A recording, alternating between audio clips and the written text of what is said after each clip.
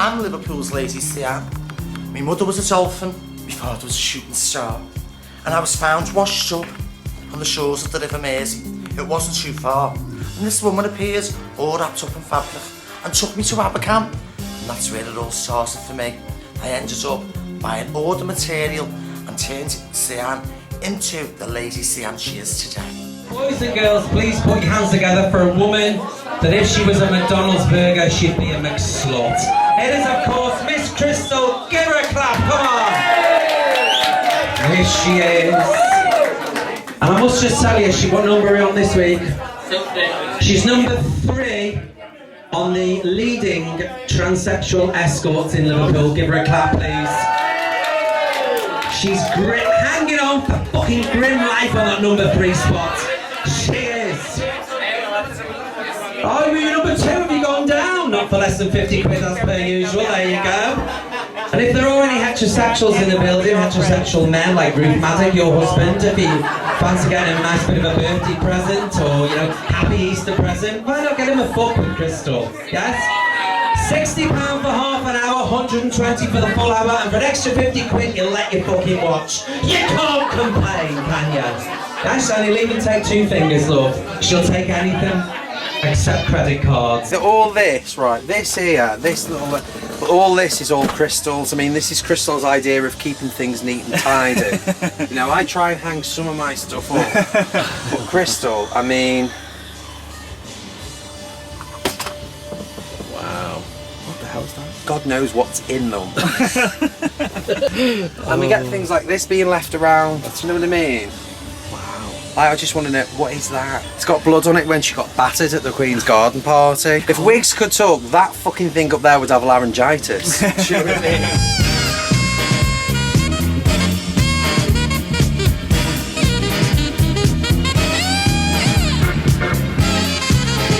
mean? Crystal is absolutely crazy. I feel Crystal has the potential to be, you know, like RuPaul. And he's very likeable. I know if I phoned him up now and I said, I'm picking you up, we're going out, I know I'd have a ball. Can I just say they're in from Crime Watch? Tranny Division, you're fucking on next week. Where are my tits are gone now? Where are my tits gone? Down there, are they? No, that's it. He's probably yeah, I've had news since Thursday and that. Oh yeah, it's going to find me moves now. You probably do me head in. Move. I'm fucking off after 7 o'clock for 6 hours. I'm fucking off. I've no sleep since fucking Thursday. These? Yeah. I'll let you off. That's your fault though, Dora, you need to watch it is them. their fault. Sure, it's all. Nothing to do with me. Is the Black Tramp doing another number? We'd all like to know. She is black and she's a tramp. It's not racist. You can get away with far more in terms of what you can say, how you can say it, and in terms of shocking people in a different persona. So for me as a performer, I would like to make people laugh rather than give people a hard on. How'd you get a gay man to shag a woman? Shit in a cunt.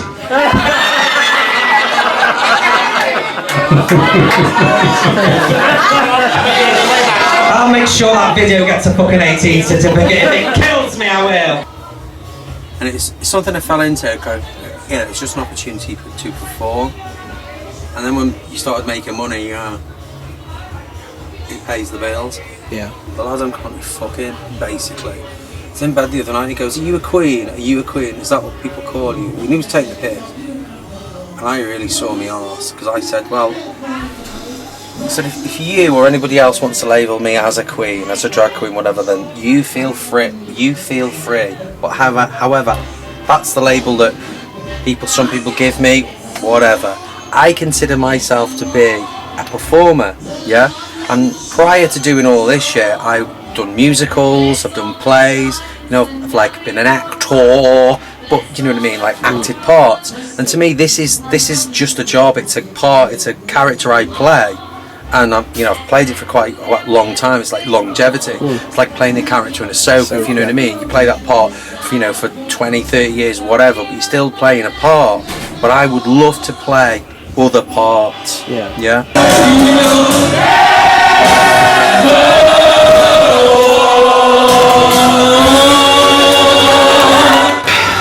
You would notice me, would you?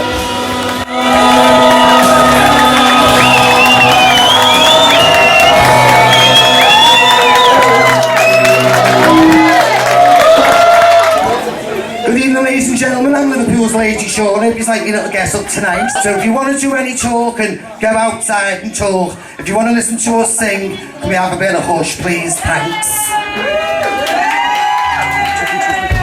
Lady Sean, I think, is the flamboyant man inside me, more so than being a female impersonator. I think Lady Sean's more about myself as an artist, without the drag as such, but semi-drag.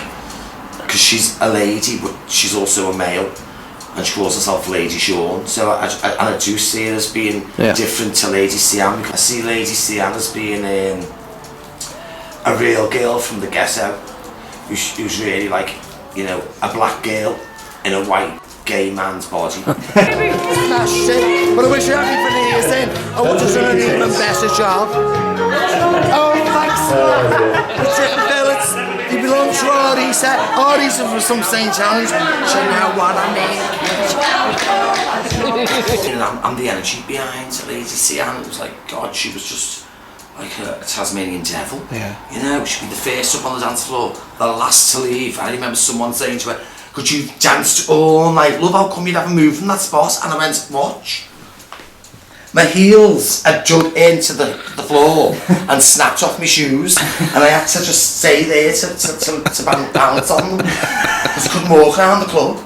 And stuck in the dance floor, my heels. So it was like, you know, she was non-stop. With me, it was very hard to realise I'm actually a guy imitating the female. What female am I imitating? Myself. So it's a part of me that's female that I'm being, so I'm not ripping anyone off. I'm not conning anyone. I'm me. I think I was only about 8.5 stone. I used to wear 2 wigs then, so my hair was quite thick. Cops for this guy, gorgeous. I'd say late 20s he was. Anyway, gets in the car with him. Next minute, he's really driving fast. And went through a red light, and I went, hey, who do you think you are, Jack the lad? He went, it's alright, babe. I'm CID. I thought, so, my God, when I drop my neck, it's going to be trouble. So I thought, can you pull over, please? He went, what do you mean? I went, I'm not into it, whether you're CID or not. He went, it's alright, babe, it's alright. I went, no, you were too aggressive, and besides that, I've got something to tell you. He went, what? I went, I'm not a girl. He went, what? I went, I've got a cock. He went, no way, let me see. And that's a lovely cock, that. I went, oh, really? I had such a great night with him. It was wonderful. And I ended up working at Cream. I was the door hall for Cream way back in 1992. And no one knew that I was a guy in drag. No one. Everyone just thought I was like this super gorgeous girl. And I can also remember being in a club with big gangsters and having a dance, and all these big men come around me, and this fellow went to me and come close me now. Put a gun to me head. I went, what have you got down there? And I went, a big fat fanny. He went, that's alright then, isn't it? But it was like, wow. Really unbelievable. Hello, me and my sister used to play this game in the 70s that we called Switch Over. She was about 4 and I was about 6, and she'd sit on the stairs. I ran up and got one of my mum's gowns. I'd come down in it and go, I'm Shirley Bassey now, on top of the pops. It wasn't always easy. I've got 2 brothers who are fantastic footballers and a younger sister, and my dad was very Catholic with very traditional views. As soon as I first put my drag on, I was instantly an older female impersonator. I like to think I became a matriarch of the gay community. I've been doing this for a long time, and I've seen things change and people's attitudes change. And now it's a lot better than it's ever been. If Saturday night comes and you put your makeup on, and it isn't hiding your tiredness anymore, but it's time to hang up your frock. If you have the energy, you can go on forever. And there's nothing worse than a drag queen who's lost their sparkle. When the light's gone out, it's time to stop. Oh. You gotta give a little, laugh a little, tell the whole world a little. Show us wigs and wondrous ways. So now just know the Stephen's story entered in a blaze of glory. Everyone points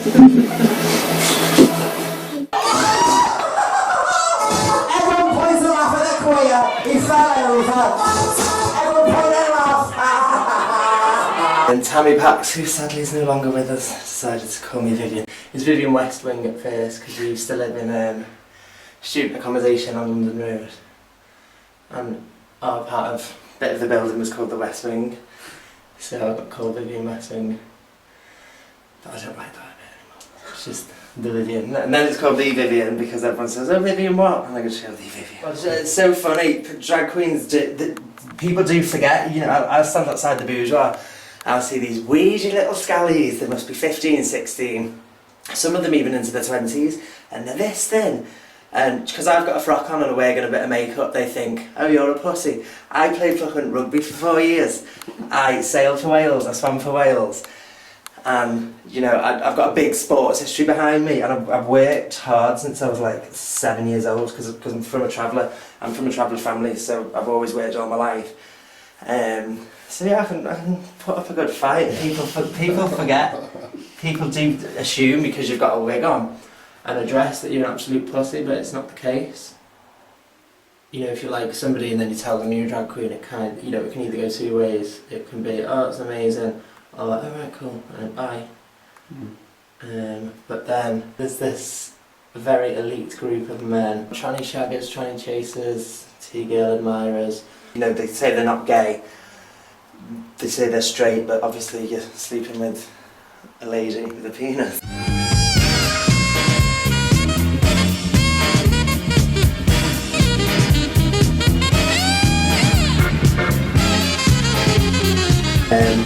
So what I'll do, I would just smoke, right, you go and sit in the living room, I'll just be 10 minutes, I'm just going to jump in the shower, just take the clips out of this hair, you know, because it's a bit big, because obviously it's not the same hair, and then I'll put a long wig on of the same colour, so straight guys don't know, they think I've just taken the clips out, change the wig and then put some suspenders on or whatever, and then do the do. You can sleep with this married man who's absolutely beautiful.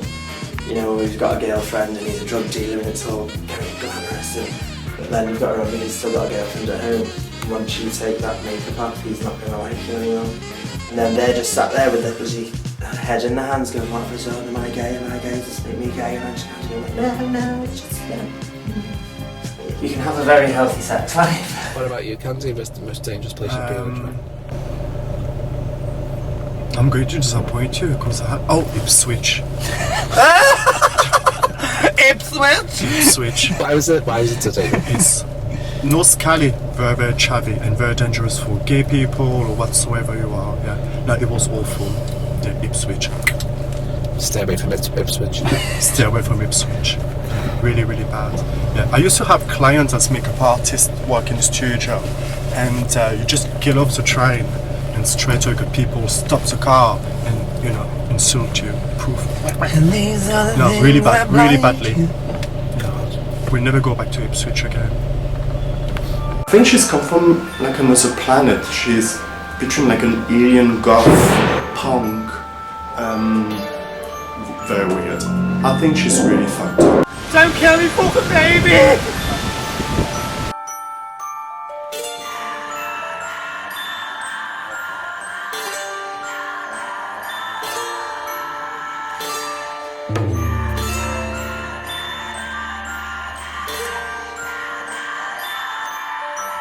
I've been living in Liverpool, it's a year and a half now. I used to live down to Cambridge for 14 years and I'm doing all these artistic things now in Liverpool as a drag artist. So it's not just putting a frog with a wig and talk like that will work. I think it's just, now it's really like a proper art. I don't see myself as a drag queen, I'm more entertainer. We call each other tranny without trying to offend anybody. But it's more, I think, yeah, it's something who's growing up, it's growing. It's more queens coming up. Where it's going to end up, I don't know. Oh, why my scouts? I'm just a scout jumped up tranny.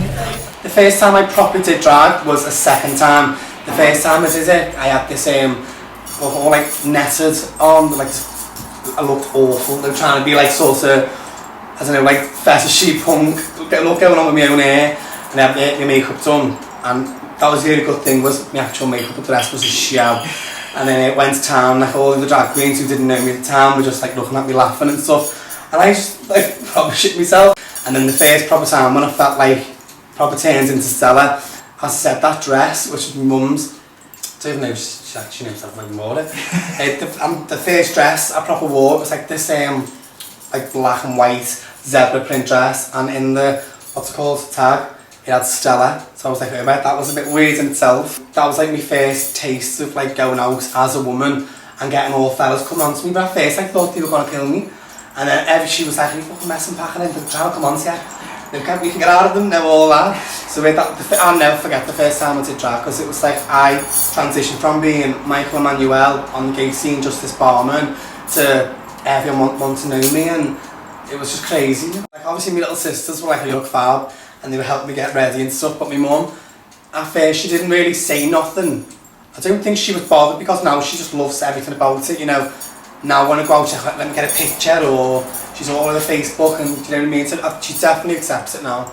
Yeah, to get bullied, shocking. I didn't really like tell anyone about it, but it was like every day, do you know what I mean? It was just like little things like queer this, and people used to put like chewing in the hair now, like, it's mad because you hear people now who are older than me and they remember how bad they had it. It could be like it comes back to you later in life, but when I left school it was because like I've left, and you know, thank God I'm out of that hellhole, and then I just sort of blanked it out, and even now like I can remember it, but I've got no sort of pain.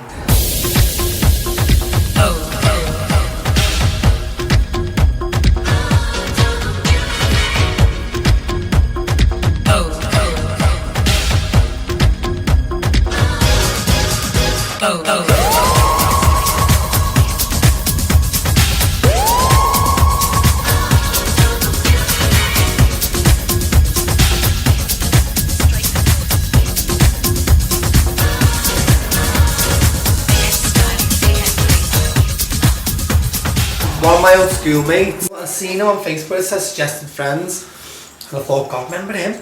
So I had a look at his profile, and then about 2 months later, he comments on one of my pictures saying something like, you dirty queer. And at first I went with rage, I was just fuming, do you know what I mean? And then just blocked him, deleted him, and then told me mum, and then she just went absolutely crazy, found out where he lived, she had half a tingle, messaged him on Facebook looking to kill him, and then my mum messaged him saying, I'm bringing my son to your house, I will make you apologise. And then he sort of said, I can't remember what he said, but he said like he said sorry and all that. And I went to him, just leave it. It was like for the weekend, when I left my house on a Saturday daytime, or morning, sorry, going to work, taxi outside, and these two girls on the side of the road walking down. And we've got a brand new door lock, so it's like hard to lock. So I'm like, just trying to lock the bloody door. Turned round, you dirty queer, you gay cunt. And I was like, looking around and thought, what? And then I seen these two girls like laughing, so I was like a lunatic trying to lock this door that wouldn't lock. And I was just screaming like a lunatic, and by the time I locked the door, they legged it. I got to work all fuming, told me mum, and Karen once again found out who they were, where they lived, and both girls apologised. So, you know, but she won't be there, you know, every time it happens. I don't want it to be, because I can walk away and be like, I'm not bad, love, you know. But my mum, because I am her child, she's very sort of protective. There's a picture of me and drag in the frame in our house, and not many people can say that, because I know there's not one picture of it, any of it. I think it was house, just know it's one of them, isn't it? Really? There's a picture of you and drag? A picture of me and drag. Yeah, in our house, in a frame. That's amazing. Yeah. That's great. To be honest, Liverpool is, I think, a very friendly, very friendly city between drag queens. There's not really anyone I don't talk to. There's people I give a wide berth, but not necessarily that I'll go, I can't hate her, I hate her. People are friendly, people give you a chance, people take you seriously. Even if you're an entertainer, people see you as a business, and they respect you. So that's why I really love Liverpool for that. To me, like I'm not like very different to, you know, what I've done. People have done 1,000 times before, you know.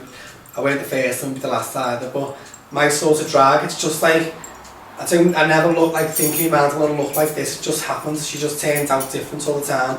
I can do like that sort of, you know, clown side, like cartoony taking the piss vibe, I can go dead avant-garde creative with it, but then I can look like this and, you know, do sort of classic glam woman. So I don't know, it's like best of both worlds really, because not everyone can do that. People have to do one or the other. Yeah, it's like having two different lives really. Completely. I'm still Stella, even though I call me clown self, Adina, oh she's crazy. I'm still Stella, it's just playing a different... Like even like Michael, I feel like I'm not transsexual, my soul might be, but I'm not. But I am Stella, like you're not Sean to me, you'll always be Sian. Yeah. We all like this, boys. they do a job, me and her, this is us. Whether we're dressed up or not, it's in us, we've got female souls. Yeah. You know what I mean? Yeah. And I don't compare that to drag. It's not a job to me, I enjoy being this. You cannot be something you are not. You just are. And that's it.